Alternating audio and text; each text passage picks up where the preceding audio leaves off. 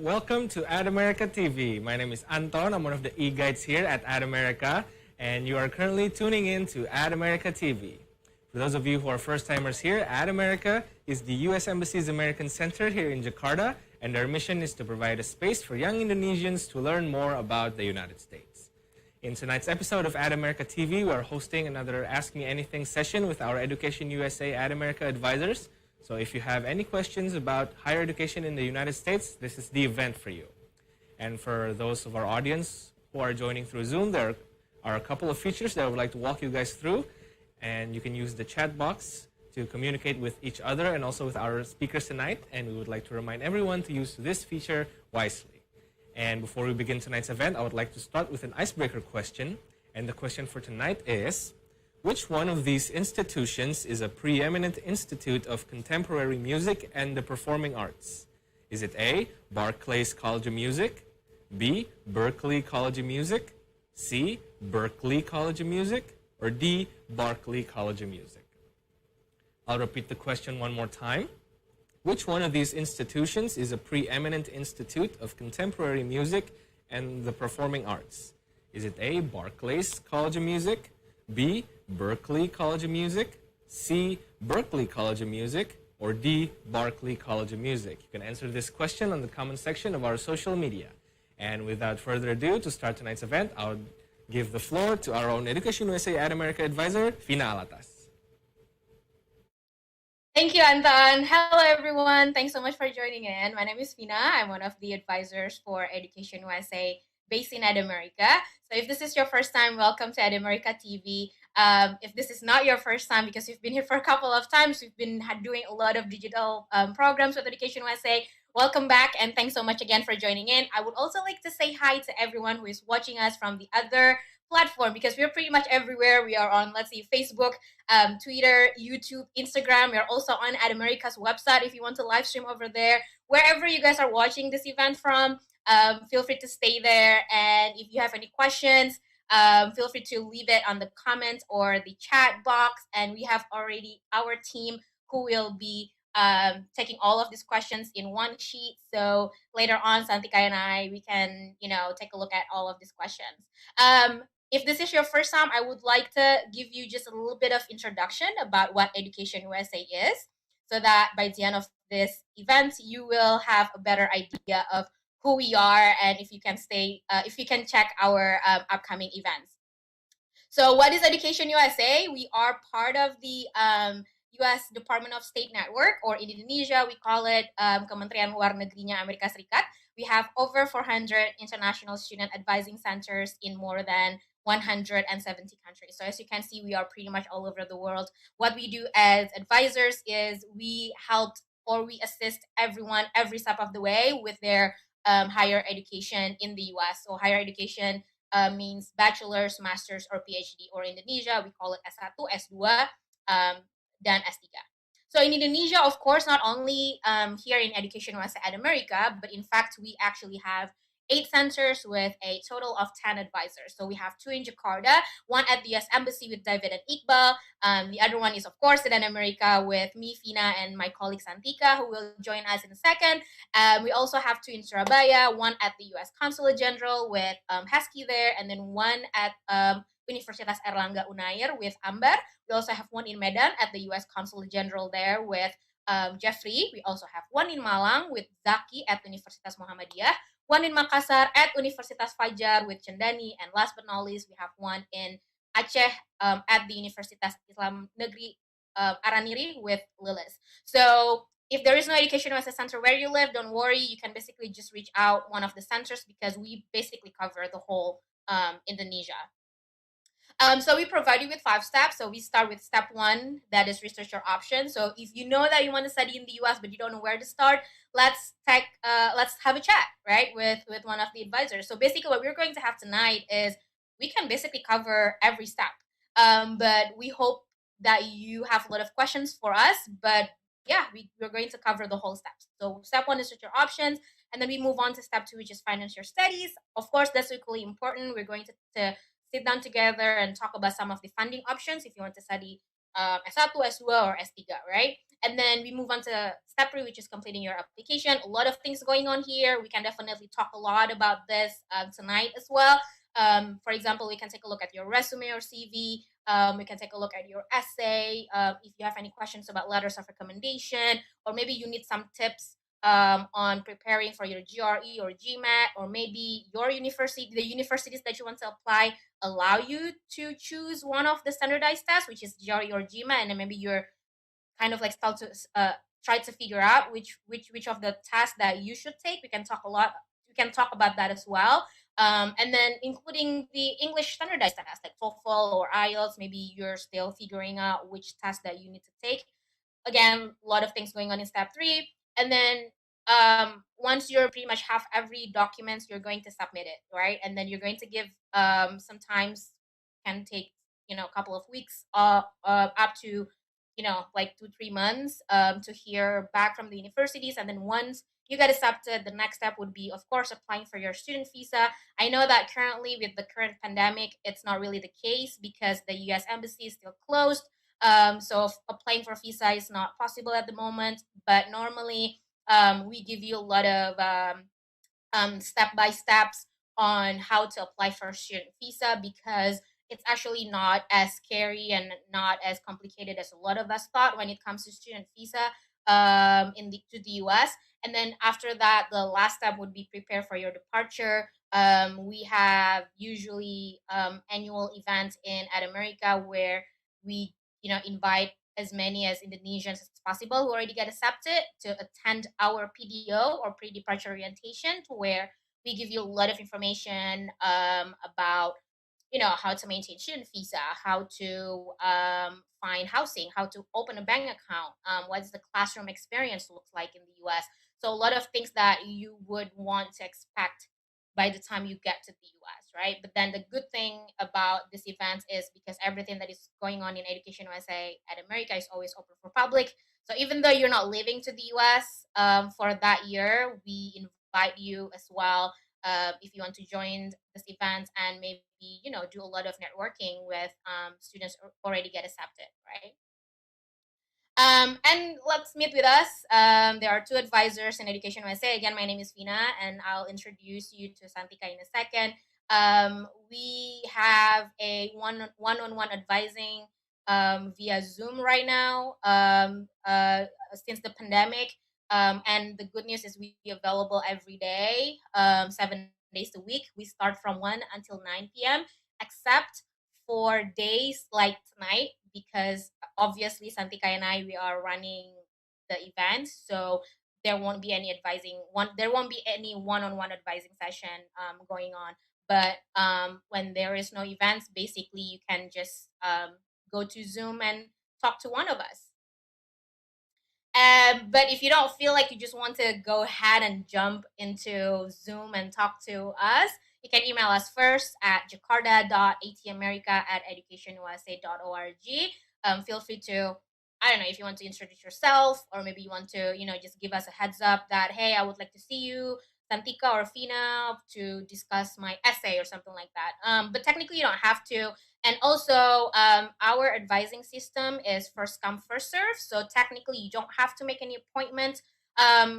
Sometimes people email us and say, hey, Fina, I would like to see you on, let's say, Saturday at 7:30. Can I do that? Well, technically, just as long as the room is open, you can definitely do that. But I'm not controlling, when people are coming into Zoom. So I can't basically say that, okay, I'll make sure that 7:30 will be with you. I can't do that because, again, it's a first come, first serve basis. So yeah, technically you can just come into Zoom any day between 1 until 9 p.m. I'm going to give you a glimpse of what we're going to have in the next coming weeks. So we're going to close August by having this session, everything you need to know about all the standardized tests, TOEFL, IBT, IELTS, GRE, or GMAT. So if you want to know more about this test, we're going to probably tonight talking about it, just kind of like a teaser or a glimpse about it, but then we're going to talk more details in this event on August 29th on Saturday at 1:30. Not like our usual time, because usually we're doing it like on weeknights at 6:30, but this time let's have a fun Saturday afternoon. And then we're going to start September by having a discussion with these four amazing incoming students. So they got an LOA, or letters of acceptance, from the US universities for this incoming fall 2020. But I think some of them, if not all of them, are going to defer to next year. But even if they're going to start this coming fall, let's hear it from them. Basically, the whole idea of this event is specifically if you want to study under the umbrella of international affairs programs. So like public policy, public administration. So there are a lot of programs like MPAID, MIDP, MPP, MPA, all those type of programs. You definitely do not want to miss this event. But even if you are not planning to study any of these majors, but you kind of like want to hear from them about their application journey, because they just recently got an LOA, so it's still fresh on their mind. Compiling all these documents, writing essays and everything. And if you want to hear about it, definitely join this event. We're going to have an amazing night, like our previous nights when we invite, incoming students or alumni. So yeah, we urge you to join this event. We have an incoming students to Harvard, University of Michigan, Duke University, and Columbia on September the 3rd. And then this is also part of our monthly event. So I think I had this a couple of weeks ago, but we're going to have this again just in case you missed it last time. You can join this live on September the 10th. I'm going to talk basically everything that you need to know about resume, CV, and letters of recommendation. And then the week after that, also our monthly event is we're going to I will give a presentation about writing statement of purpose, because this is basically the one service that a lot of us come a lot of you guys come to EducationUSA Advisers for. I happen to love reading essays, and I think Santika started to love reading essays as well, hopefully. But yeah, so if you want to know the kind of services that we cover, we can talk about it tonight. But yeah, in this event, I'm basically going to give a presentation so that by the end of the presentation, you know everything about the essays for US University. So if you want to register for this event, all of these events that I just showed you are all available on Adamerica's website. So feel free to go there and register via Zoom. All right. All right, so I'm just going to stop share my presentation, and oh great, it's getting crowded here. So good to see a lot of people are coming via Zoom. But then again, wherever you guys are watching this from, please say hi to us in the chat or a comment box. And yeah, I would like to introduce you to Santika, and I just want to say hi, Santika. Hi, Tina. Thank you so much for the introduction and letting a lot of people know what our upcoming events are about. And I'm sure we have seen familiar names here in Zoom. We have, I don't know, very high rates of um, recurring participants. So that is maybe one of our motivation to keep making events here, even though it's online these days. But of course, I've seen new names also tonight. So hello, if you're a first timer, don't be shy. You can ask any questions because this is like the whole point of us making AMA with Education USA at America Advisor. Um, so yeah, go ahead if you have any question on things like what can Education USA help us with. I want to study to US. Where should I start and everything like that. Even if you don't have to ask based on the step like from the step 1 that you have to come to us. Like if you are in the step 3 or 4, you can also come to us. So there's no rule and we are very much flexible. So anything that you want to ask, as long as it's going to US for the higher education, we'll do our best to assist you. And today, I think we'll talk about maybe GRE and a lot of other things like GRE score. And let's see here we have let's see visa. We can also talk about when to start.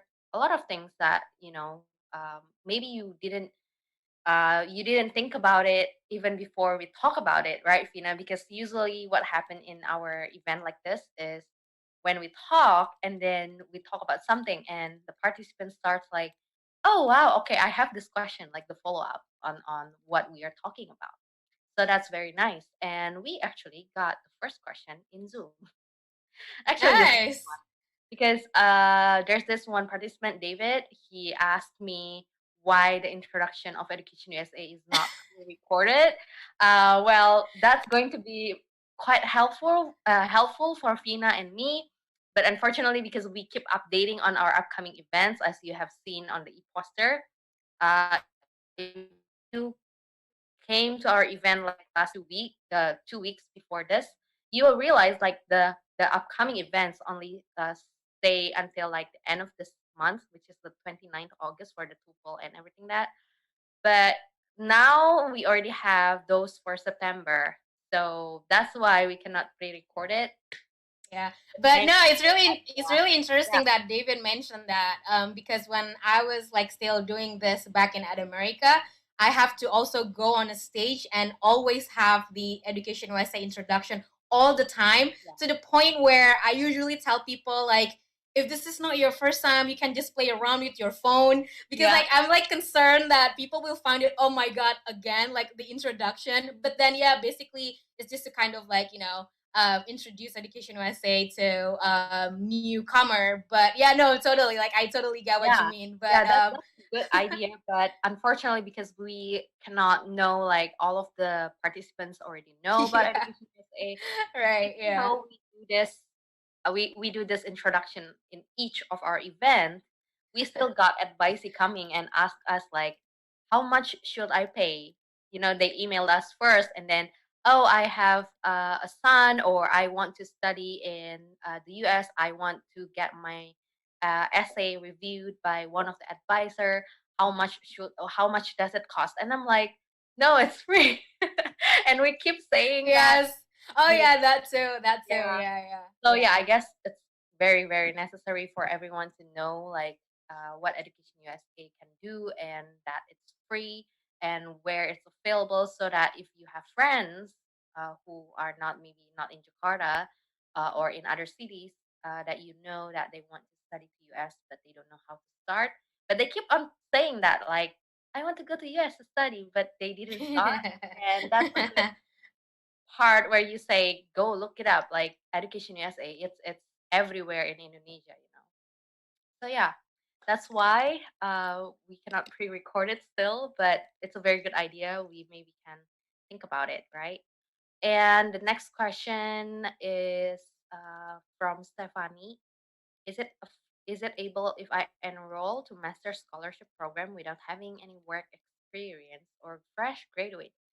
Hmm. So yeah, it's a very interesting question. What do you think, Tina? Yeah, I think a lot of us, banyak yang ngira, I forgot we can speak in bahasa, right? Yeah, we can. Banyak yang, ya Good. banyak yang ngira, kalau aku nggak tahu kalau ke negara luar ya, kalau ke negara di luar Amerika, boleh nggak sih langsung lanjut habis apa S1 langsung kerja? Mungkin kalau ada yang tahu bisa kayak tinggalin apa some message on the chat. Cuman kalau di US banyak banyak sih yang kayak ngira, oh kalau kalau mau lanjut S2 harus kerja dulu. Sebenarnya kalau di US nggak terlalu sih ya, tapi depends lagi sih sebenarnya sama program. Kadang ada yang mereka sangat spesifik banget, kayak literally like they mention on their website that they're looking for a minimum of 1 to 2 years experience. So, for example, like MBA, if you want to do MBA, mostly you will want to have 1 to 3 years experience. Although usually there are people who have had like 5 years experience, but 1 to 3 years experience are enough, I would say. But just as long as the universities don't mention anything about work experience, that means boleh. selama di website mereka nggak mention working experience, artinya mereka nggak specify kamu harus kerja gitu. Alright, that's very good. How about your advisees, Santika? Do you see a lot of your advisees yang ada nggak yang kayak straight gitu? Kalau aku sih jarang ya. Jarang. Like jarang, paling at least 1 tahun sih. Jadi kayak pas mereka, jadi rata-rata memang udah pada kerja. Jadi kayak baru banget, ada yang baru banget lulus, terus mereka lagi kerja, sambil kerja setahun itulah mereka kayak prepare buat apply ke uni di US gitu. How about you? Yeah, that's very interesting. Jadi aku tadi kebetulan banget baru ketemu advisee first timer yang baru lulus tahun 2019. Dan dia nanya tentang Fulbright scholarship. Jadi kalau baru lulus tahun 2019, it's safe to say kalau dia udah mulai kerja, kan dia baru kerja bentar ya, baru kayak setahun gitu. Dan sebenarnya kalau untuk university-nya sendiri, benar kayak tadi Vina bilang, emang tergantung dia minta apa enggak, kalau kamu harus kayak punya pengalaman kerja atau apa, which biasanya kalaupun dia perlu, dia akan specify di requirement-nya itu. Spesifik banget kalau emang diperlukan, tapi kalau enggak, atau dia tulis emang no work experience needed atau apapun itulah, berarti kamu bisa dong langsung apply ke program itu. Tapi kalau untuk scholarship, I think it's going to be different karena kamu mikirnya kayak, oh aku berkompetisi sama applicants lain untuk scholarship ini yang mungkin udah punya very very good experience gitu. Jadi kamu boleh apply, tapi kayak jangan terlalu kayak kalau misalnya pertama kali nggak dapet, jangan terlalu kayak be too hard on yourself because obviously you can still reapply and then keep on building your CV and resume, your profile to be better supaya kamu lebih kompetitif lagi sama orang-orang yang udah daftar yang mau daftar scholarship. Karena kita banyak ya Vina cerita-cerita orang yang daftar LPDP sama Fulbright itu nggak sekali daftar langsung dapet gitu loh. Yeah. Jadi it takes really apa ya namanya ya grit to get something that you really want. Dan kalau kamu mau ke US itu biasa mentalnya udah mulai di train lah istilahnya kayak di training karena buat kamu fulfill semua requirements buat ke US University-nya juga tuh udah lebih banyak kayaknya daripada other countries ya. Tapi dan sangat worth it sih. Iya, dan yang menarik tuh ada kayak two different type of people. Dua-duanya oke kok, nggak ada salah or gimana. Maybe Santika already know what I'm about to say. But the first one is ketika kayak kamu udah tahu nih mau ke US gitu kan, tapi and then you apply, but then ketika kamu udah nggak keterima, you're moving on to like the next to the other universities from outside the US. Ada yang kayak gitu, which is totally understandable, right? Tapi ada tipe yang orang kedua ini di mana kayak bener-bener kayak tujuannya tuh ke US 100%. Jadi kayak ketika udah nggak keterima pertama kali, they're not giving up, you know, like they are, I don't get accepted, but I'm going to apply again the following years. Aku banyak banget nemu advice kayak gitu. I don't know about you, Santika, but let's say kayak I wanna say about like 70-80% of my advisees yang nggak keterima tuh, maksudnya mereka udah siapin gitu kayak plan B-nya kalau nggak keterima tahun ini, mereka akan apply lagi ke the following years. Dan kebanyakan memang orang-orang yang kita undang ke event-event EducationUSA tuh bener banget kayak tadi Santika bilang, kita nggak ngundang orang yang kayak just one try, they got accepted, everything so smoothly for them.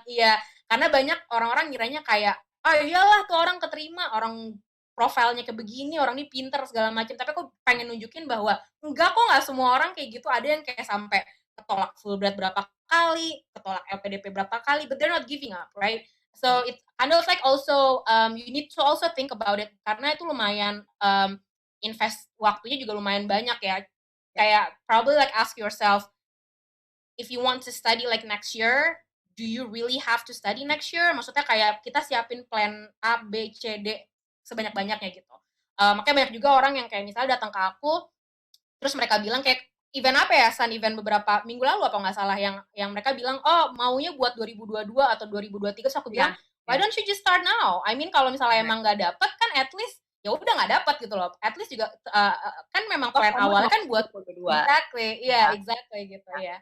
Tapi memang kita bakal bantu juga, dalam artian kayak like Santika and I will try to be very honest. Kalau misalnya kita ngeliat profil kamu memang belum, ya kita akan bilang. Ada juga advice yang kayak misalnya datang ke kita terus mereka bilang kayak yes, I'm preparing my application for next year. Terus aku bilang entah mungkin dari essay-nya masih kurang atau gimana. I'll be very honest, kayak how about we give it like another year for you to maybe focus on the English first or maybe focus on the GRE first gitu. Ya, bener sih. So ya, tadi balik lagi ke contoh yang aku advice yang baru aku ketemu ini di Zoom one on one karena dia baru lulus tahun lalu, terus dia kayak planningnya pas kita fill in form yang advice itu yang pertama kali, dia plannya 2021. Dan so make sense ya, you have to apply for the Fulbright which is next year. Dan karena tahun ini agak spesial kan kita masih nggak tahu ya tahun depan kayak gimana application deadline-nya belum keluar, belum ada announcement apa-apa. Like LPDP juga belum ada announcement tahun ini kayaknya they don't have it. So aku bilang ke dia ini loh worst case-nya kalau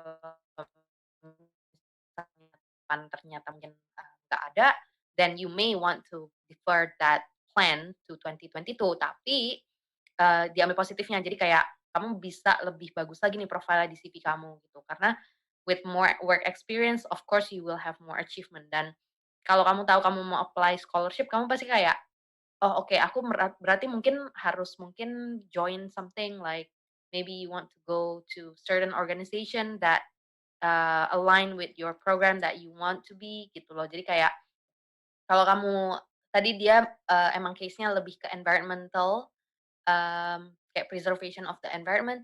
So if that's kind of like, tau kan kayak topiknya kayak gitu, jadi kayak kamu bisa mungkin lebih aktif di bidang itu. Jadi profilnya jauh lebih bagus lagi. And it takes time to build a profile. It does not kayak sit overnight gitu ya Vina yang kayak oke, besok aku tinggal nulis aja di CV gini gini gini. No, it's not like that. Karena it will be off banget kalau kamu bisa menuliskan profile yang sangat bagus tapi pas di essay kayak nggak sinkron gitu. It's not going to work gitu.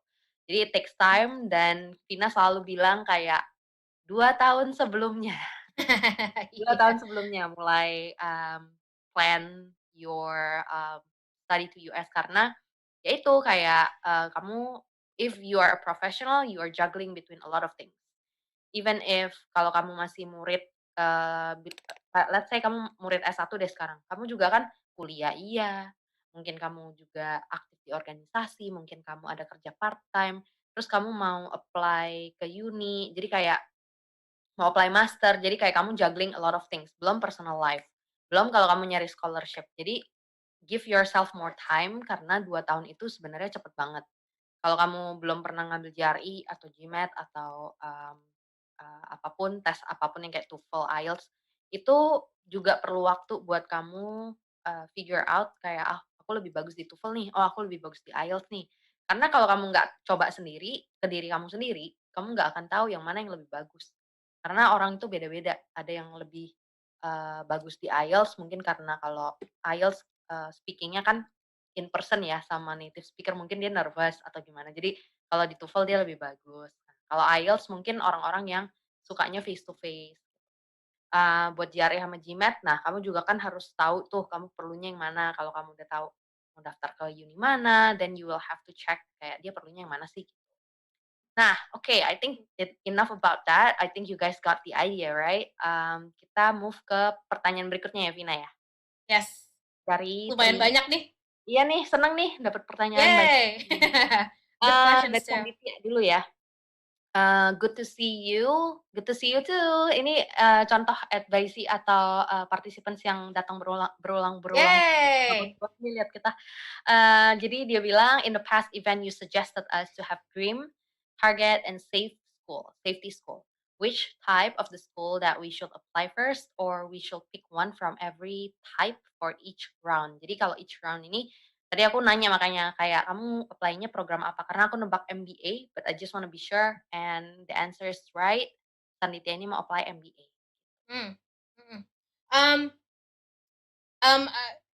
Yes, I usually like I mention about like this dream schools, target school, and safety schools. Walaupun if you want to be a little bit of being realistic.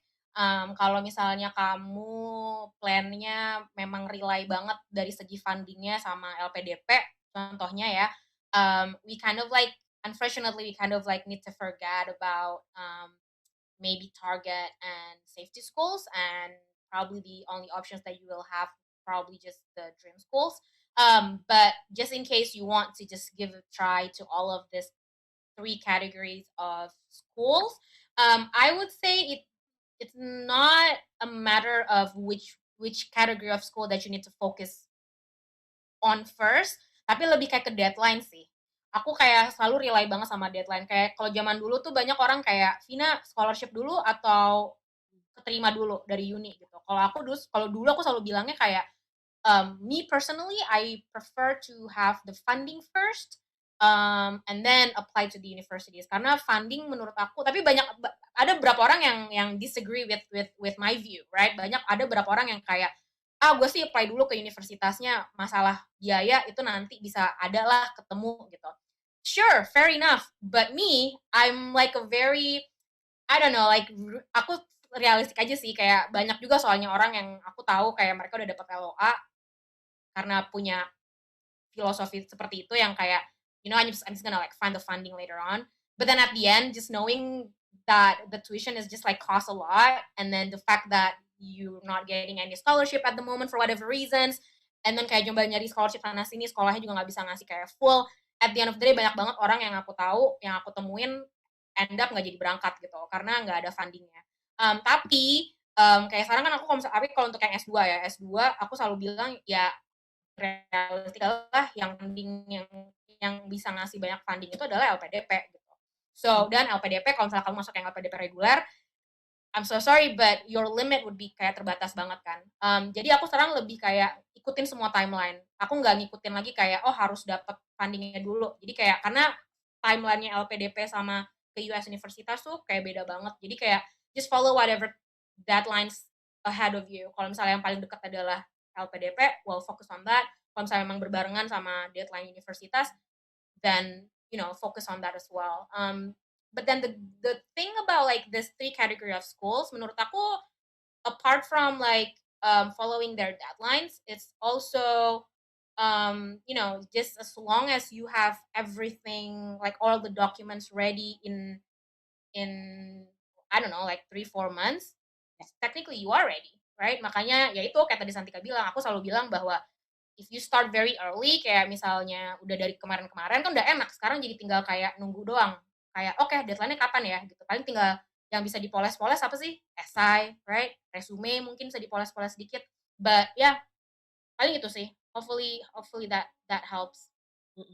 Kalau aku personally with this question dari Sanditya itu lebih karena aku suka bilang ke advisee untuk bikin satu kayak Excel atau Google Sheet kayak Ya. sekolahnya apa, terus requirement-nya apa, deadline-nya kapan. Jadi you need to know yang mana dulu nih deadline-nya dulu, yang duluan gitu. Jadi jangan dikira, oh semua program ini akan kan sama-sama MBA semuanya nih, jadi bakal sama. No, it's not going to be that way.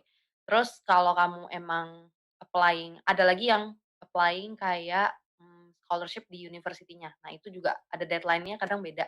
So you have to keep note on the deadline, tapi ya benar kata Vina. Jadi selain deadline itu juga requirements-nya yang harus kamu benar-benar notice, ada bedanya nggak nih dari uni satu ke uni lainnya. Karena ada university yang dia bisa minta kayak additional essay lah, letter of recommendation yang bukan 2, bukan 3, tapi 4 gitu kan. Jadi, you need to be ready for, kayak tailor each of the application that you want to send to all of that school, mau itu dream, target, atau safety school, gitu. Terus apa ya, kalau kita kan ngomongin sekarang daftar ke banyak sekolah ya Vina, terus kayak orang bakal kayak takut dulu nih, wah gila berarti gue mesti bikin berapa esai, essay differently gitu. Jadi kemarin emang ada yang nanya juga, kita jadi bikinnya one grade essay, terus jadi nanti gimana gitu, apakah dikirim ke uni yang berbeda tapi sama, kan nggak mungkin gitu. Ya jadi kalian fokus ke satu esai yang sangat-sangat bagus, terus kalian customize it atau personalize it ke university yang kalian mau daftarkan. Jadi misalnya kalian sekarang fokusnya ke uni A, bikin essay ini untuk uni A. Nanti kalian juga mau daftar ke uni B dan C. So after you finish with this essay for university A, you want to change the part yang kamu ngomongin university A, kenapa milih uni A, program dan profesor di uni A ini, nah itu kamu ganti ke yang uni B gitu. But again, look at the prompt ya, karena ada beberapa university walaupun program sama, promptnya bisa beda. Okay, so you want to make sure you answer all of the questions kalau di essay. Okay, I hope that helps you, Sanditya. Terus pertanyaan berikutnya dari Tri Ayu Astuti. Hi Vina and Santika, I would like to ask some questions. 1. What's the proper university to apply for a doctoral degree majoring in biology education? So unfortunately, we don't have the database. And for what kind of school or program, maksudnya kamu udah tahu nih programnya apa? Kayak kamu bilang biology education, right? But for the university, you will have to do your research. Caranya gampang banget. You just need to go to Google and type in biology education, PhD or doctoral degree. And then at USA at the back, and then you enter that. Bakal keluar biasa ada beberapa university yang have that program di US. Dan kamu tinggal buka deh satu-satu dari university itu. Yeah. Which by the way kayak just in case ada beberapa dari kalian yang lagi nonton juga kayak penasaran kayak buat nyari kampus tuh gimana. Follow up what Santika just said. You know what? Boleh ya sama tim Amerika aku mau share screen sebentar boleh? Hopefully that's okay.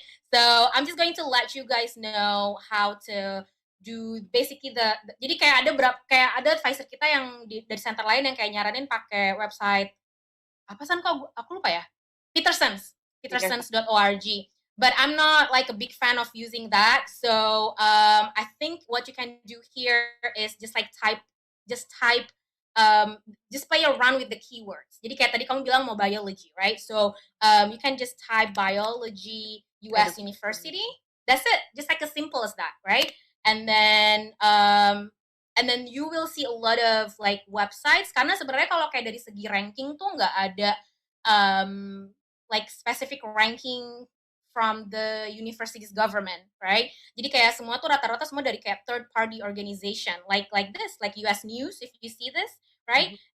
Mungkin nanti kayak dari biology, I don't know, ada kayak specify-nya lagi atau enggak. Cuman kayak if you just want to get a better idea of like what the universities in the US that have biology program, usually like US News website tuh ada juga misalnya kayak dari kayak third party, some other articles that covering in specific like related to biology. So kayak ini aku suka US News ya karena kayak ini spesifik, dia ada kayak benar-benar kayak di breakdown lagi cell biology, microbiology, immunology. But I think ini di description-nya benar-benar kayak cuman like biology in general, which there you go, here are some of the universities. But aku selalu bilang juga, misalnya kayak let's say, okay, nomor 1, the top universities here, dimension MIT, Stanford, UC Berkeley, Caltech, Harvard. It doesn't mean that MIT is for you. It doesn't mean that Stanford is for you. What you want to do next adalah benar-benar kayak go to each of this website, even to the point kayak sampai dibilang ranking di bawah-bawah gitu, kayak misalnya kayak UCLA, UC Davis, Columbia, and then kayak kamu bener-bener kayak cari banget gitu yang sesuai sama apa yang kamu cari gitu. So that's basically how I tell people to do when it comes to finding the university. So we're not gonna do it for you, but this is what we're showing to our advisees usually, kayak how to find it. But then after that kamu harus kayak bener-bener kayak bacain lagi si website, tiap-tiap website gitu. Dan kalau di website itu kamu biasanya lihat ke kayak mungkin course description-nya atau career path-nya buat program itu. Jadi kamu benar-benar dalamin apakah ini yang benar-benar kamu mau. And that is the reason, the big reason kenapa kita tuh nggak bisa kayak, oh kamu daftarnya ke uni A aja atau B aja gitu. Karena kamu yang tahu kamu maunya apa dan perlunya apa. Jadi kita di sini hanya nge-guide kamu dan nge-support kamu after you know what you want to do gitu. Mhm. Sama perlu diketahui juga kalau tadi Vina bilang kayak bukan berarti yang di atas itu yang rankingnya bagus, yang ratingnya bagus dari third party itu kan emang tadi Vina mention nggak ada official ranking system di Amerika dari government Amerika. Jadi itu dari third party. Kalau kamu bandingin dari website satu ke website lain itu bisa beda. Dan kenapa kamu jangan terlalu fixated sama ranking atau rating kayak gitu? Because kayak tadi kita bilang, kita harus punya strategi yang kayak safety school, dream school, sama target school. Nah, itu breakdown-nya ya kayak gitu, kalau kamu milih sekolah yang cuman di atas doang, itu semuanya kan kebanyakan dream school. Jadi nggak kebagian, kamu nggak scatter your opportunity wide enough to increase your chance to be accepted by at least one, gitu. Unless kamu emang dari LPDP. Gitu. Kalau LPDP Mhm. emang pilihannya udah harus dari listnya LPDP sendiri, program ini, universitinya apa aja gitu. Tapi kalau enggak, then you don't have to do that. Gitu. Apalagi kalau PhD, kita kemarin ngomongin ada satu event kita ngomongin khusus ya Vina, baru terakhir kemarin deh. Last Ngomongin week, apa, San? I guess, time flies. Ngomongin PhD, event PhD, Oh ya, baru ya, minggu lalu kan. Dan itu kebanyakan anak yang science banget gitu. Dan kalau kamu mau, Tri Ayu, kamu bisa nonton ulang. Nanti aku kasih linknya. Kamu cuman perlu email aku. Nanti kalau kamu mau email aku, please chat me here in Zoom. Terus ya, jadi untuk PhD lumayan menarik karena fundingnya nggak mesti dari LPDP atau Fulbright. Jadi biasanya sekolah yang sangat-sangat research itu biasa dana research-nya banyak dan mereka funding the candidate buat PhD itu dikasih full support tuition dan bahkan dikasih kayak gaji, semacam gaji kayak mungkin kamu disuruh ngajar atau gimana. Pokoknya they can take care of it gitu. Selama kamu cocok sama mereka, mereka juga cocok sama kamu gitu. Jadi intinya kita juga suggest kalau untuk PhD coba lihat profesornya di university yang di program university yang kamu tertarik itu. Oke. Pertanyaan keduanya, should I get a recommendation letter from my lecturer in my last university? Yes. Karena biasanya recommendation letter itu dibagi dari academic perspective sama professional aspek juga. Gitu. Jadi kalau letternya diminta dua, biasanya tuh satu-satu. Satu dari academic aspek, satu dari professional aspek. Kalau tiga, nah itu kamu bisa nanya spesifiknya ke uninya, enaknya gimana nih, dua dari mana, satu dari, tapi biasanya terserah sih, kalau dia tiga terus dia bilang academic and professional, then I think it's up to you to how to break it down, mau dua yang mana, satu yang mana. Kalau empat, nah ya itu mungkin enaknya dua-dua ya. Can I take the IELTS test at America as one of the requirements for the scholarship? So, at America is an American center, so we are not a test center at all. Jadi nggak ada tes kayak TOEFL atau IELTS di tempat kita, tapi kita kemarin ada prep course TOEFL, ada IELTS introduction, introduction to IELTS ya sama sih tiga sesi. Bedanya kalau prep course itu 12. Kemana ada GRE sama TOEFL. We have the recording, flash news. So if you need to learn GRE or TOEFL, kamu mau list of the link of the video, kamu bisa email aku juga. Aku emang udah compile, jadi kayak kind of like copy pasting it to people who need it. Cuman karena panjang, jadi harus di email, oke? Okay? Just email me at salim@educationusa.org, just in case you are not in Zoom and you are interested. Oke, pertanyaan dari Tri Ayu, semoga semua sudah terjawab. Ini ada pertanyaan dari Muhammad Raihan, aku bakal go really quick on this because ini untuk S1 dan sepertinya untuk S1 kita kebanyakan di sini untuk graduate ya. Dan May I ini know bukan buat about ke US kayaknya. Yeah, exactly. That's why we are not the expert here. But since you ask about SAT and a bit about that, I can talk about. Jadi kayak aku bakal ngasih brief answer aja. SAT itu dari website officialnya College adalah Board. College Board. Jadi collegeboard.org itu di mana semua informasi yang official about SAT. Nah, untuk kapan itu kamu juga kamu bisa Google aja sih kalau kamu bingung dari page College Board-nya. Kamu Google SAT price, nah itu keluar tuh. Tapi Iya. ada international price lagi, international registration fee dan segala macam. Di sini aku cek SAT-nya aja without essay 52 plus non-US regional fee, which is in East Asia or Pacific kita Indonesia termasuk di situ 53. So do your own calculation, 52 plus 53. Kalau kamu mau essay, it's 68 plus the fee again 53. Okay? I hope that helps. Terus tadi juga dia sempat nanya kayak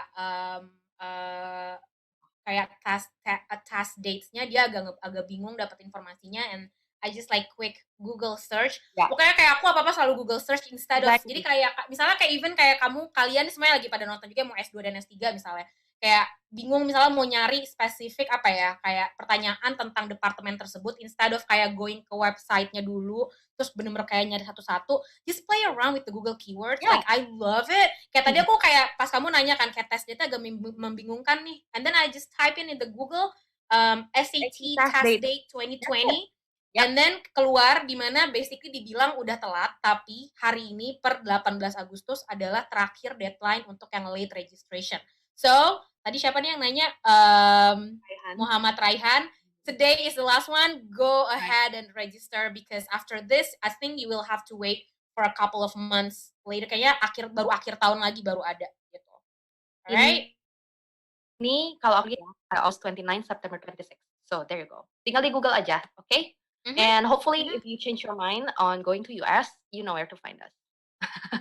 Dan lucunya ya, San, aku mau cerita juga sih, kadang tuh ada ya paling cuma kayak 1-2 advice sih, yang misalnya baru datang gitu, terus kayak mereka nanya, oke, service apa aja sih yang dikasih sama EducationUSA? Terus aku bilang kayak ini gitu. Terus how about like finding the universities gitu kan, karena kan kita butuh banget. And then aku selalu bilang kayak, you Google it. And then kayak ada yang pissed off karena kayak, wait, if I can just like Google it myself, why do I need your service? But I mean, like, that's not like the point, right? Kayak we tell you, because if you ask us how to find the university, we always start with Google. But kalau misalnya kalian juga kayak kurang satisfied getting whatever Google gives you, then that's okay to come to us again, and then we're going to do it together. Karena banyak orang yang ngira karena EducationUSA, you know, di bawah US government and everything, a lot of people thought that like we have this kind of like magic database where, you know, kayak tadi Tri Ayu nanya, oke, mau biology kemana? Mungkin banyak orang yang ngira kayak kita punya database, but we actually don't. So and Google always helps so far. So jadi the thing why we want you to research dulu nih dari Google dan segala macam. Nanti kalau kamu misalnya nih kamu udah nemu nih yang program yang aku cari di US ada di 50 university. Itu 50 sih masih dikit ya. Kadang kalau yang general banget bisa sampai ribuan university yang ada yang offer that program. Bingung dong mau pilihnya kayak gimana. Nah, itu di mana mungkin kita bisa lebih ngasih guidance yang kayak, oke, kamu mau pilihnya priority kamu apa sekarang gitu. Kamu preferensinya apa gitu. Mungkin yang lebih guiding you on how to choose sampai a few yang bisa kamu daftarin semuanya gitu. Dan kalau misalnya kamu nyari certain information on specific university, tapi kayak kamu nggak bisa ketemu, kita bakal coba bantu cari, tapi kalau nggak ketemu juga berarti kita harus nanya ke university directly gitu. Nah, biasanya kalau nggak ketemu, advice aku bakal kayak email, terus kayak, "Hi Santika, I'm trying to find this, but I cannot find it. Can you help me and do this and that, to find this?" Terus ya udah main di Google kayak keywords-nya diganti dan segala macam, ketemu, terus ya udah aku share gitu. Jadi not completely karena dari awalnya kayak emang yang tahu kalian perlunya apa dan maunya apa, ya kalian gitu. Kita nggak bisa mind reading gitu kayak, kayaknya kamu cocok di sini. So you cannot do that. Right, ini dari Salman berikutnya. Thanks for holding this AMA. You're welcome. Thank you for coming. I'm currently in sophomore year in undergrad. I'd like to know what can I prepare from now if I want to pursue a master degree in the US. Alright, Vina. Dari siapa, San? Dari Salman Raffi Wardana. Oh, okay. All right. Hi, let me just read it again. So I'm currently in my sophomore year in undergrad. I'd like to know what can I prepare from now if I want to pursue. Oh, yeah, no, good question. It's very early. Yeah. Palingan Salman kayak if you want to share with us, kayak kamu rencananya habis lulus mau kerja dulu atau mau langsung. But I think what you can start preparing now, karena aku biasanya selalu bilang kalau S2, S3, S1 juga sih basically, the documents, persiapan yang perlu kita siapin dari kitanya sendiri sebagai applicants adalah pertama English standardized test. Itu udah menurut aku sih itu nomor 1 ya. Karena ketika nanti kita masuk ke step 3 which is completing your application, aku selalu bilangnya kayak we're going into the English territory, right? Everything is going to be in English, every single thing. So we might as well just focus first on the English standardized test. So probably, I'm not saying that you should take the official test because that costs a lot of money, but if you can take, kayak TOEFL kan ada TPO ya, namanya test practice online, Yep. which not that bad the cost, atau ada juga yang ITP-nya kayak less than 1 juta rupiah kalau nggak salah. You can take that and then just to kind of like get a better idea of where you are in your English. Itu satu. Yang kedua, once you're kind of like, okay, my English is okay, I know that for sure. The next thing would be tergantung kamu mau programnya apa. Dan programnya ini akan diminta nggak GRE sama si GRE atau GMAT gitu. Kalau misalnya kamu tahu bahwa kamu akan ambil GRE atau GMAT, itu juga bisa mulai agak dilihat-lihat dari sekarang kayak the type of questions, kind of like familiarize yourself with the test, and then after that take as much times as you need, right? Karena kamu juga masih sophomore, sama essay. Itu sih paling 3 itu sih. Paling kayak the rest ada resume sama CV, but that's something I don't like. It's fairly easy lah menurut aku ya. Sisanya lebih kayak something yang lebih kayak administratif, kayak kamu ngumpulin transcript, terus kayak misalnya kayak make sure kamu transkripnya pakai bahasa Indonesia atau bahasa Inggris. Kalau pakai bahasa Inggris berarti harus kayak pakai sworn translator. Terus ada beberapa uni yang mereka minta transkrip kita itu karena kita international students harus dipakai service yang ibaratnya kayak menyetarakan gitu, kayak credential service, dan itu biasanya ke US. Jadi kayak you want to kind of like be prepared for that type of things. Sama letters of recommendation. Tapi kan letters of recommendation kita selalu bilang you're not supposed to be the one who writes it. So it has to be someone that right? Dan mungkin dari sekarang kamu bisa pikirin kayak siapa-siapa aja yang bakal kamu mintain surat rekomendasinya gitu. Sama paling mumpung kamu masih di sophomore, nabung buat biaya kayak kayak nanti credential service, biaya buat kayak nanti kamu ngambil TOEFL atau IELTS, biaya kamu nanti buat ngambil GRE, sama application fees. So that, karena aku kebanyakan ya, aku nggak tahu sih kalau Santi kayak gimana, cuman ada beberapa advice yang aduh lumayan nih ngeluarin uang buat application fees and everything, lumayan kayak bisa kayak habis berapa juta sendiri gitu. So. Ya. And that's why planning ahead itu penting kan. Jadi kalau kamu udah tahu nih mau apply ke 6 sekolah, terus kamu udah lihat requirements-nya, application fee-nya berapa, terus kalau kamu put that in your Excel spreadsheet, ya udah tahu lah perlu berapa gitu. Terus by the deadline kapan, ya okay, this is the money that I need to have in order to apply gitu. Jadi it's just organizing things aja sih. Kalau emang you have a constraint on kayak, oh aku nggak mau spend this much for application fee, ya udah narrow down the universities that you are going to apply to gitu. Kayak yang benar-benar kamu pengen aja yang kamu apply gitu, nggak harus 6 kan, kita suggest-nya 2 dream, 2 target, 2 safety. Well, it's kind of negotiable, kamu bisa mungkin do 3 gitu. Jadi bukan sesuatu yang kayak it's a must gitu, 6 enggak. Jadi balik lagi kalau kamu emang constraint-nya di situ, apalagi kalau I don't know if you're going to self-fund and save up and everything, that's going to take some time, right?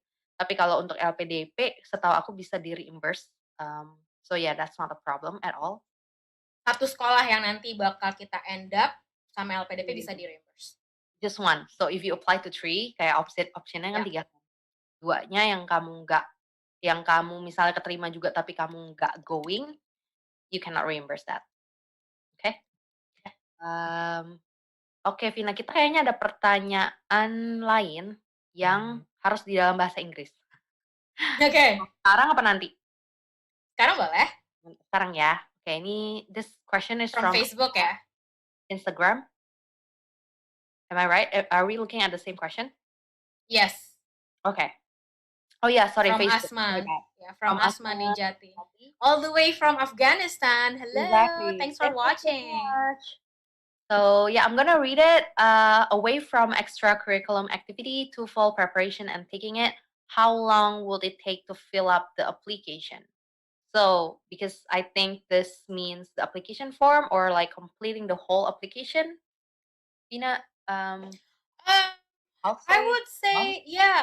Leah, what do you think, San? I will say depends. So if this is for master degree, I'm assuming that you will need what letter of recommendation, essay, and if there's additional essay, letter of recommendations, GRE, TOEFL.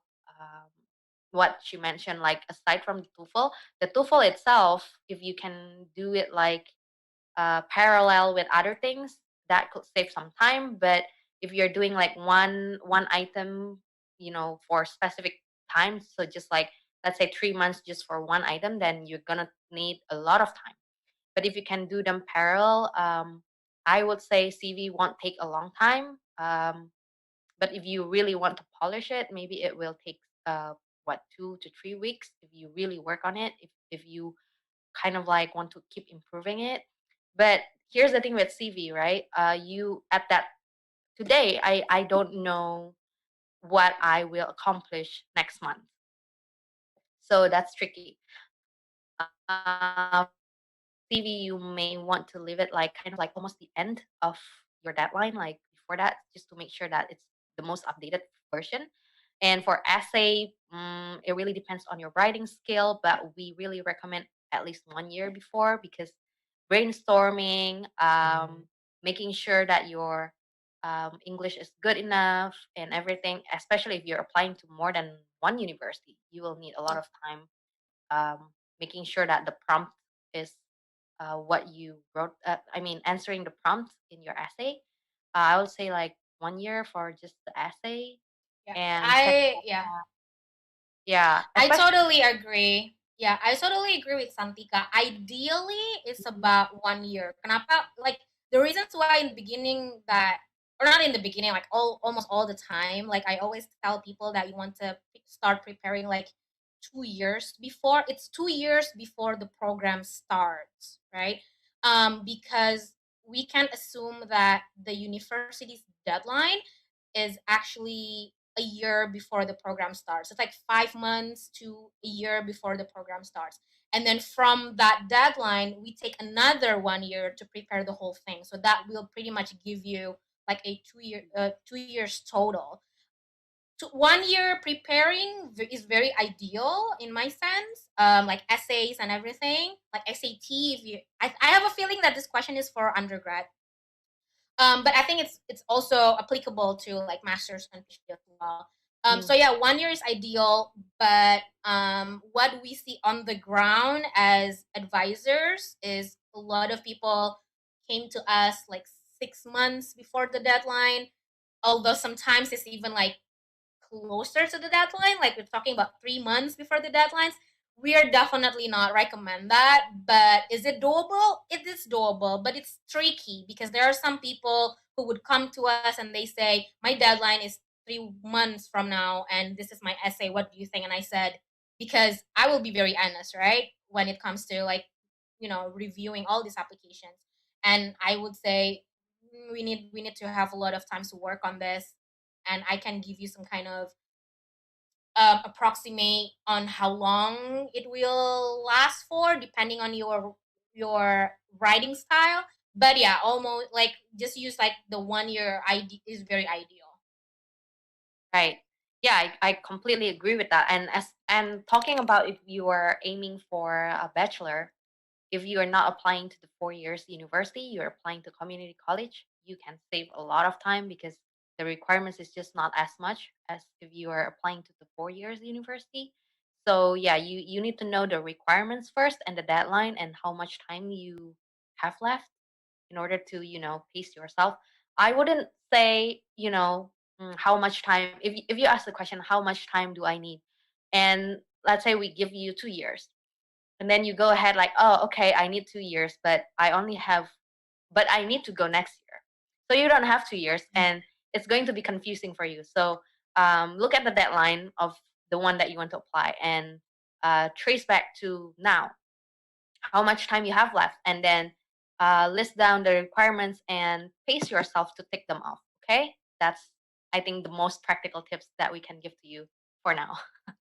And please don't hesitate to maybe reach out to Education USA Afghanistan, because we obviously saw I think the advisor or someone from the Education USA there attended our events. Thank you so much for that. It means a lot for Fina and me, right? Like we have someone out of Indonesia watching our events, and we feel like we are contributing to this.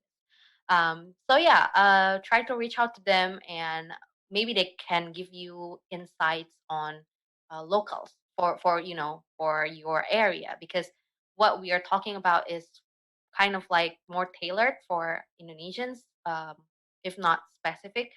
So I would recommend you to try to see if there's any insider or local tips for you there. And if you want to reach out to us, feel free to do so. You know how to, because you're already watching.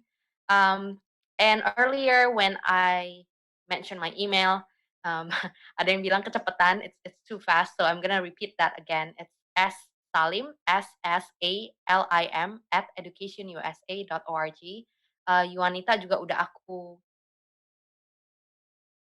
balas privately-nya, kamu minta email. Alright. If you guys need the TOEFL and GRE prep course video recording, go ahead and email me, but please give me some time to reply, because I've got 20 or 30 last event when I said this, and my email was like, shoot, all of them asking for that. But yeah, we are happy to do that for you. And moving to next question, we have a good question here as well. Let's see. From Tara in Zoom. Hi, Fina and Santika. If funding is a deal breaker, would it be wise to look for this full scholarship first, then apply for the schools? Or is it still better to apply and approach professor before looking for funding? And please talk about the pandemic effect selection process in your experience while having advisee. Thanks. So, Yeah, no, thank you, Tara. Aku tadi di chat juga sempat nanya, just making sure if you want to study masters or PhD, because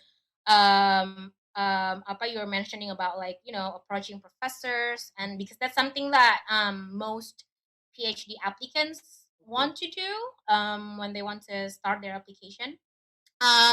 Yeah, I would say, yeah, it's interesting that you said funding is a deal breaker, which it is in my case, I think, because again, like when you study in the US, we want everything covered, right? From like either it's scholarship from LPDP or it's from the universities. Although, like if it's from the universities, not all universities might provide you like full scholarship. Itu sih yang sebenarnya bikin tricky, dan kenapa funding menurut aku sih kayak quite priority gitu ya. Would it be wise to look for the full scholarship first and apply? Again, kalau aku dulu in the beginning, I would say yes. However, now with like the LPDP, for example, just in case you are planning to apply for LPDP, they have this, like program LPDP yang kalau misalnya kamu udah megang LOA, bisa apply ke salah satu program LPDP ini yang dimana kayak, I don't know if they're saying that you're gonna get it like guaranteed. I don't think so, but they gonna skip you the some kind of like test, so that you can do like interview right away. Dan banyak jadinya sekarang rata-rata kalau young professionals in Indonesia using this route where they are focusing on the universities first.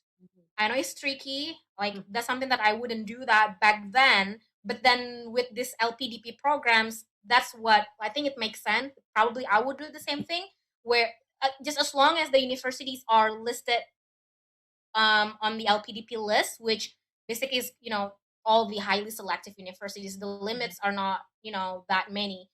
So if you want to do that, you can definitely do that. So it depends on the universities that you're going to apply, right? So if you're applying for LPDP, I would say apply for the universities first and then try to get the LOA, karena banyak orang di Indonesia yang kita bantuin ya San, yang pakai rute itu. Jadi mereka kayak get the LOA first dengan harapan ketika nanti apply LPDP udah dapat nih si LOA-nya gitu. Walaupun sekarang banyak yang panik karena kayak mereka udah dapat LOA nih buat yang fall 2020, terus Tapi LPDP-nya nggak ada kabar gitu. iya. Iya, tapi don't worry karena di US universities banyak juga yang ngizinin deferral. Ini juga something yang mungkin kita bisa share sedikit ya, San. Yes. Deferral itu something yang kayaknya mungkin di negara lain di luar US it's not like really a common thing, but di US itu common banget. Jadi artinya kayak kamu apply, kamu keterima, and then kamu bisa jelasin ke mereka, bisa request untuk defer. Defer artinya berarti kayak di-postpone sampai the following term. Bisa kayak the following semester atau the following year gitu. Dan itu sih banyak yang rata-rata di Indonesia yang keterima ke US mereka pada ambil deferral. Ya, jadi untuk Tara bales nih, dia thinking about applying for master degree. So definitely kalau bukan PhD, berarti kalau kita ngomongin funding is a deal breaker, berarti kamu harus nyari scholarship, right? So yeah, if you are applying for LPDP, know the options. Kamu bisa dari reguler, bisa dari jalur yang tadi Vina bilang itu jalur apa ya? Jalur LOA kalau aku kasih nama. Iya. Ada sih namanya tuh apa gitu, Pokoknya. LPDP jalur apa gitu, tapi aku kayak I don't long know. name, terus kayak Yeah. udahlah pokoknya yang pakai LOA, terus ya kalau kamu udah punya LOA itu jalur sendiri, beda jalur sama yang reguler. Anggap aja beda jenis LPDP, but then dia kayaknya tetap ada tulis kayak nggak ada jaminan, dan emang advice yang apply juga bilang nggak ada jaminannya bakal dikasih fundingnya, tapi it's a good option aja gitu. Jadi kayak kalau kamu udah punya LOA bisa juga nih daftar LPDP gitu. Jadi ya and skip some of the things there. Terus juga ya jadinya kamu juga harus cek ya, harus teliti itu university-nya yang kamu udah keterima ada nggak di listnya mereka, karena setahu aku kemarin advice-nya bilang apa ya, tingkat dunia atau apa gitu ya, Vin ya? Iya. Something like that. Ada the word tingkat dunianya. Ya, ada tingkat dunianya gitu. Jadi it's a very selective, highly selective university banget around the world, not even just US, I guess.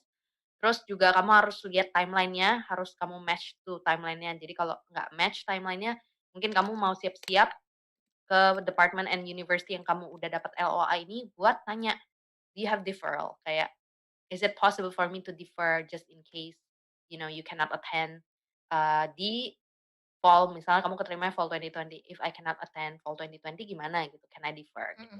You need to know. Ini tadi, ini di chat ada Putri Ayu Winiasi bilang namanya beasiswa perguruan tinggi utama dunia. There you go. Ya, Yeah. Paling enak kalau kalian bisa dapat LPDP yang bukan PNS afirmasi, itu enak banget sih karena list sekolahnya super duper banyak. Jadi memang yang sekarang nih LPDP sangat ngedikitin banget LPDP yang reguler gitu. Ya, because then if it makes sense kalau dipikir-pikir kan kalau reguler semua orang bisa apply. So it has to be more competitive gitu kan. Kalau afirmasi kan you have to be qualified gitu-gitu. Jadi aku selalu bilang kalau ke advice aku ya yang mau apply LPDP, coba deh kamu lihat dulu tuh beda-beda LPDP-nya. Kamu eligible nggak selain yang reguler? Kalau kamu eligible selain reguler, coba deh yang selain reguler karena poolnya kan beda kan. Competitive levelnya juga kemungkinan besar not as crazy as the regular one. Jadi kayak just increase your chance aja gitu loh. Kayak just tips on that. Sama next question-nya apa tadi ya tentang pandemi ya? Iya, yang tentang pandemi. Kemarin kita pas sesi itu PhD sih ya, itu karena fundingnya kayak gitu. Tapi kalau untuk master dan apalagi kita ngomongin LPDP Fulbright, ini tahun ini agak Fulbright sih agak ke-delay dikit ya kemarin yang mulai interviewnya. Interviewnya agak telat ya? Ya, 2 months later, biasanya kan April ya kalau nggak salah. Kemarin advice kita datangnya bulan Juni, Juli buat, "Hai Santika, Vina, bisa mock interview nggak? Kita mau interview Fulbright." Which we can, by the way. Can. LPDP juga bisa ya, Vina ya? Jadi flash news buat kalian yang pengen deg-degan nih dipanggil interview tapi kayak aduh gimana nih ya mau latihan tapi nggak tahu mau sama siapa, ya udah cari aja Vina sama Santika. LPDP sih, have you ever done it, Santika? Aku sih LPDP ada sih pernah. LPDP sih ada sih yang pernah minta kayak mock interview, cuman aku agak sedikit reluctant karena I'm not really sure exactly what they're looking for. Walaupun sih kalau dengar dari cerita-cerita yang udah dapat LPDP, ya nggak beda jauh lah. Maksudnya kayak sama kayak Fulbright, kayak bener-bener dicecer banget kayak oke, mau ngasih impact apa nih gitu. Cuman aku jarang sih so far aku kebanyakan kayak Fulbright sama universities di US gitu. Sama paling ngelanjutin pertanyaannya Tara, how the pandemic affects selection process. Kalau aku bilang ada kayak 50-50 sih. Ini buat kalian ya yang mau apply buat 2021. Kalau aku ya ini kayak prediksi aku sendiri, kayak aku ngebaca berita and everything. Kalau aku bilang ini waktu yang oke banget buat kalian apply buat 2021 karena the way I look at it kayak karena sekarang lagi pandemi itu pasti jumlah orang yang um, ngambil di 2020 tuh bener-bener turun banget dan itu kan bener-bener kayak berpengaruh banget sama si university, right, in terms of like the money that they get in and everything. They really rely on us as international students, right? So I would say they are really heavily in need of international students for next year.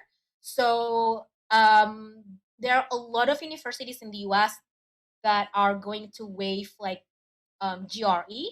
So because they really need applicants, right? So I would say that the chance for you to get in would be really high. That's one thing. The other thing adalah is a bit tricky because there are a lot of people who already get accepted for this year. They are going to defer it to next year. Jadi kayak ibaratnya nggak fair dalam artian kayak kalau kamu mau apply buat tahun depan, seat kalian tuh akan diambil sama orang-orang yang udah megang LOA tahun ini yang mereka nggak mau berangkat gitu. So makanya kayak aku ada kemarin di yang keterima di Harvard, HKS, Harvard Kennedy School, itu kayak mereka lumayan sadis sih dalam artian kayak deferralnya dia breakdown to the next 3 years karena mereka nggak mau semua applicants yang keterima di tahun ini semuanya pindah ke 2021 karena mereka kayaknya memang mau adil jadi orang-orang yang kayak misalnya kayak kamu mau apply buat 2021 tuh tetap bisa gitu loh.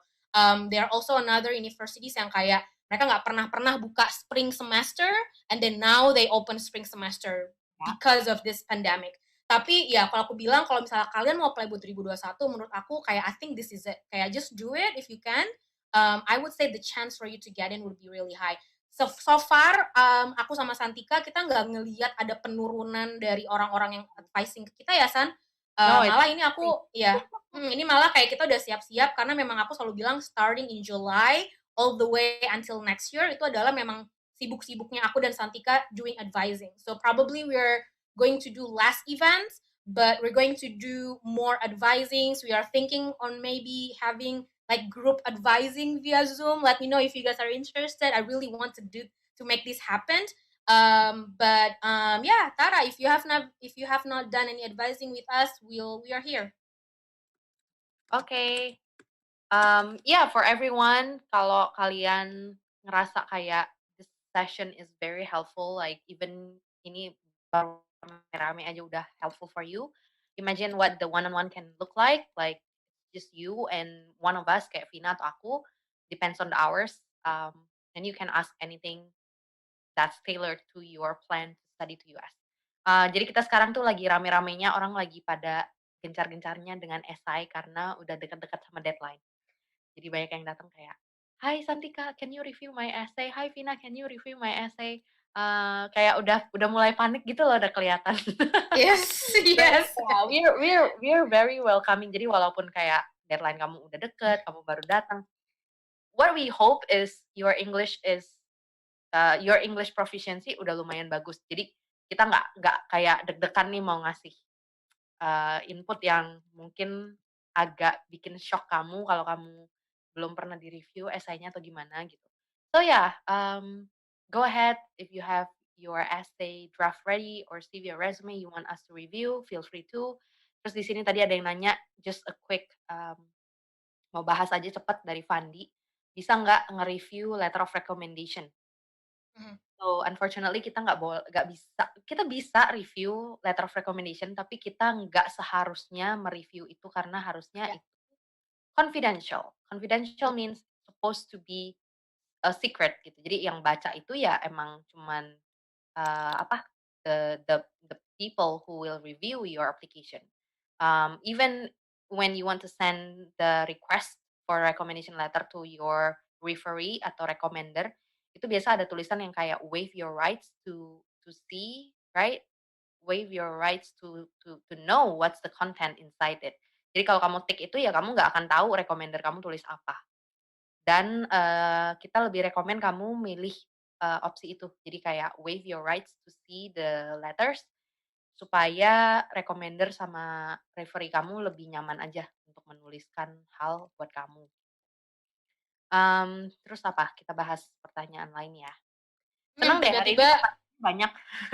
pertanyaannya banyak dan pertanyaannya menarik dan bagus. So kita bisa move on to the next question. Let's see. Oh ini Putri Ayu Iniasih, semoga masih nonton dari Zoom. Hai Kavina dan Kak Santika, bisa nggak sih kita tahu berapa banyak peminat atau berapa banyak yang apply ke jurusan yang kita mau tuju? Misal Columbia atau Johns Hopkins. Atau mungkin ada website yang ngasih gambaran besar peminat masing-masing universitas supaya bisa tahu seberapa besar peluang kita buat lolos seleksi. Ini menurut aku interesting question. Walaupun the short answer-nya kita I don't have that database and I don't think there is such a thing.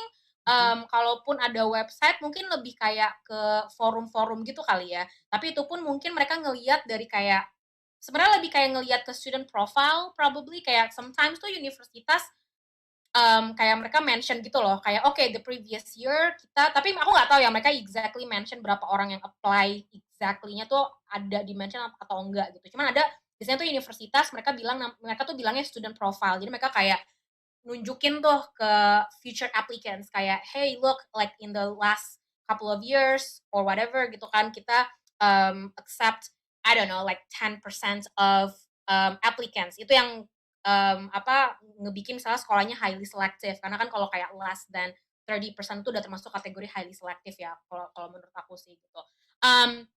Tapi kayak untuk ngejawab kamu sih paling kayak tergantung kamu mau jurusan apa sih Putri, karena mungkin aku bisa kayak ngasih gambaran sedikit. So for example, karena memang lumayan harus kayak punya jam terbang yang lumayan panjang ketemu advisee, which I don't wanna say that I have that, but I can, kayak aku udah masuk tahun kelima ya tahun ini sebagai kayak udah dapet gitu loh gambaran dari tahun ke tahun tuh kayak jurusan apa sih yang kayak paling banyak dicari sama apa dikejar sama orang Indonesia gitu. Yang jelas misalnya kalau kamu mau MBA, ya kalau kamu mau MBA itu kayak aku selalu bilang your saingan kamu tuh udah bukan international students lagi ya, tapi sama-sama orang Indonesia karena saking banyaknya yang apply ya. Tapi kayak misalnya since you're mentioning Johns Hopkins, can I guess that you're probably interested in public health? Because yes, there are tons of Indonesians applying for public health, which means if you are interested in applying to Johns Hopkins, for example, kayak kita sempat ada ya San event specific on public health, ada salah satu incoming current student namanya Jaslyn, dia di Johns Hopkins. Itu aku tanya ke dia, basically aku udah tahu sih dari tahun ke tahun, biasanya aku selalu nanya kayak mereka bilang yang keterima tuh kayak cuman 1-2 orang dari Indonesia. Can you imagine that? So and I asked her that and she said yes. Kayak probably it's like only 2 or 3 people get accepted each year. So so public health definitely rame banget. Sama ya itu kayak MPA, Public Administration, Columbia SIPA. If you maybe asking this for Columbia SIPA, super rame banget juga. Cuman kalau Columbia SIPA mereka lebih banyak nerima banyak orang Indonesia sih. Tapi kayak program-program lain probably not. So yeah. Si Putri udah jawab Master of Public Health. Jadi ya. There you go. So my guess is right. So yeah. Ya. Kemarin tapi tiap kali ya kayak advisee kalau datang nanyain John Hopkins, kita kayaknya udah Master in Public Health bukan nih? Iya. Padahal di Johns Hopkins ada Johns Hopkins SAIS itu untuk kalau kalian mau ngambil kayak public policy, which is it's actually really good. It's located in the heart of Washington DC. Tapi kayaknya nggak banyak orang yang kenal sih program itu. Kebanyakan kalau kayak public policy itu lebih kayak ke Columbia, Harvard gitu kan. So Okay, Vina. I hope that answers. Want to move to next question? Gila, ini jamnya tinggal 10 menit. We can do this. Kita nggak nyangka dengan participants yang not usually kayak bisa sampai ratusan, but the questions actually beats that. Wow. Yeah. Wow banget. So hopefully yang lagi nonton di Zoom come to us after this ya. Aku bakal ngitung di berapa orang nih. So let's say I don't know like what 15. So we want 15 of you come to us. Yes, please. Oke, next question mungkin yang TOEFL ini ya, Vina ya. Dari Gabriela. Oh yeah, di Instagram ya. Are there any recommendation for what I should study first? Is it TOEFL or IELTS first, or GRE or something else? That's like a really good questions. Aku pengalaman dari ketemu banyak alumni, banyak incoming students, I ask usually these questions as well. And different people, they do differently. Ada yang kayak for them, ada yang kayak they start with GRE first, and then once you're kind of like satisfied with your GRE scores, for them doing the TOEFL or IELTS is like easy peasy, right? Because GRE or GMAT is like, the English section is definitely like different level. But for me personally, I would definitely prefer doing TOEFL or IELTS first, because I think like knowing where you are in your English is very crucial, especially if you want to do like master's or PhD in the US. Their TOEFL or IELTS score is a little bit higher than the normal score. So I just realized just a couple of months ago that in the US, the TOEFL and IELTS score is way higher than if you want to study in Europe. So European countries biasanya mereka kayak standar TOEFL atau IELTS. Standar itu kan kalau TOEFL IBT 79, which is equivalent to about like probably 6 kalau nggak salah di IELTS. In the US, if you want to do master's or PhD, I never said 79 as your TOEFL target. Untuk TOEFL ya, I always say try to get a minimum of 90. I know it's quite high because it is. A lot of universities, bahkan kalau ada universitas yang mereka minta 110 out of 120, it is high. So I would say focus on that first once you get to that score. Karena kalau TOEFL sama IELTS itu nggak bisa main-main sih. US itu nggak bisa kayak kayak allow you to get in with like lower than what they are asking. Kalau GRE kan mereka nggak ada ya kayak skornya kan. So but TOEFL they always mention how like what is the exact score, and you definitely want to get like the exact score. So hopefully that helps. I would say TOEFL first or IELTS first, and then move on to the GRE or GMAT. Right. And we're talking about TOEFL IBT here, not other types of TOEFL, because there are different types of TOEFL if you look it up in Indonesia. So yeah, that's that. Thanks, Vina, for answering that. And I think we should choose more questions to answer with our limited time. Yes. So which one? All right. So let's do it real quick here. Dari Paula exact di Instagram, kayak pernah nonton juga ya kemarin. I remember the I remember her name. But thanks for watching. Good evening, halo kan, nama aku Paula. Kak mau tanya dong, kalau di Harvard University itu ada jurusan pertanian atau soil science nggak? Atau yang relevan sama pertanian di Harvard? Makasih Kak. Again, that's something that I don't know, but when I read this message, this question, I did like a quick Google search, right? Dan again, sama kayak aku tadi bilang di awal-awal, kayak keywordsnya adalah agriculture, Harvard University, dan keluar. Dan ada dia di bawah Departemen Environment-nya Harvard, namanya Food, Agriculture, and Nutrition. So go there and then study it. But then you also mention soil science, right? And what I do with that is I type US soil science, US universities, and a lot of universities pop up. But speaking of agriculture, because I also starting to see a lot of people interested in this program, which I love also learning about agriculture. Di US itu ada asosiasi namanya APLU. If Santika bisa kayak share, aplu.org itu kepanjangannya the Association of Public and Land Grant University. I would love to explain more about it, but real quick, APLU ini adalah basically kayak zaman dulu ketika universitas di Amerika baru pada bermunculan, banyak yang mereka fokusnya ke agriculture. Jadi itu mereka kayak ngasih grant ke banyak kampus untuk fokus di program-program agriculture. Nah, si APLU ini nanti akan kayak ngelist sekolah-sekolah apa aja. Kayak dulu alma materku kebetulan University of Maryland, itu dia salah satu APLU. Jadi memang kampus-kampus yang lokasinya gede banget, besar banget, itu biasanya kayak masuk ke kategori APLU, di mana program agriculture-nya biasanya sangat terkenal. So if you're familiar with Penn State, for example, a lot of people want to study agriculture at Penn State because Penn State is one of the APLU university. So yeah, so look that up. Hopefully that answers your question. Alright, thank you Vina. Right, Ini you're aku welcome. chat juga. So for Yeah. people who are looking for the agriculture program intended, itu aplu.org. Go ahead and check them out. So just a quick shout out to Dini di Zoom. Kalau mau dicek kan esainya itu gratis atau tidak ya, hehe.